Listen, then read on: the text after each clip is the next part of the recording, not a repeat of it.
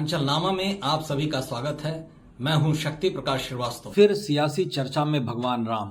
दशकों तक सियासी चर्चा के केंद्र में रहे सनातनियों के आदर्श भगवान श्री राम एक बार फिर सियासी सुर्खियों में हैं। उत्तर प्रदेश में विधानसभा का चुनाव अगले साल होना है। प्रदेश के सत्ता संघर्ष में अहम भूमिका रखने वाले सियासी दलों ने अपने सियासी चौपड़ अभी से बिछाने शुरू कर दिए हैं। इस क्रम में प्रांत की सियासत में एक बार फिर से भगवान राम की एंट्री हो गई है। इस बार चंदौली से समाजवादी पार्टी के सांसद ने भगवान राम पर अजीबोगरीब बयान देकर उन्हें चर्चा में ला दिया है। बनारस से लगे जिले चंदौली के सांसद वीरेंद्र सिंह ने एक कार्यक्रम में भगवान श्री राम पर टिप्पणी करते हुए कहा कि जो राजा राम बनवास गए वे पीडीए के साथ थे, जबकि बनवास से वापस आने वाले राजा राम बीजेपी के साथ थे। ये सभी जानते हैं कि त्रेता युग में बीजेपी यानी भारतीय जनता पार्टी के वजूद की चर्चा करने के पीछे सांसद का उद्देश्य क्या है। इतना ही नहीं, सांसद ने आगे प्रभु राम को समाजवाद से जोड़ते हुए यहाँ तक कहा कि प्रभु राम समाजवादी थे। सांसद की इस टिप्पणी पर अयोध्या के संत समाज में खासा आक्रोश है। संतों ने तो यहाँ तक कहा कि सांसद की बुद्धि भ्रष्ट हो चुकी है, इनका मानसिक संतुलन बिगड़ चुका है। संतों ने ऐसे लोगों के ऊपर सख्त कार्रवाई की शासन से मांग की है। इतना ही नहीं, संत समाज के लोगों ने कहा कि अगर चंदौली के सांसद में दम होता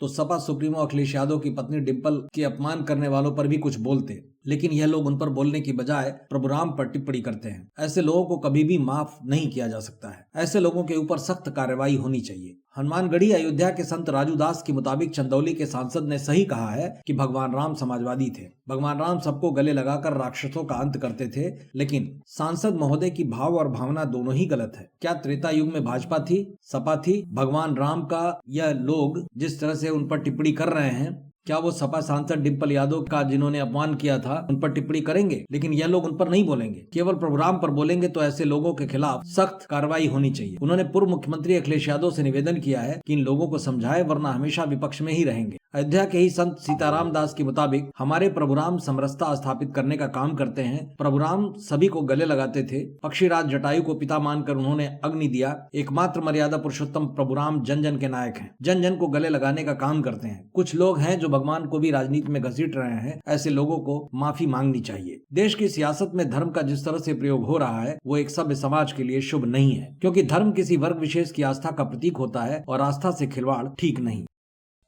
मतलब की बात में आज बस इतना ही। कल फिर मुलाकात होगी इसी समय, इसी चैनल पर। तब तक के लिए नमस्कार।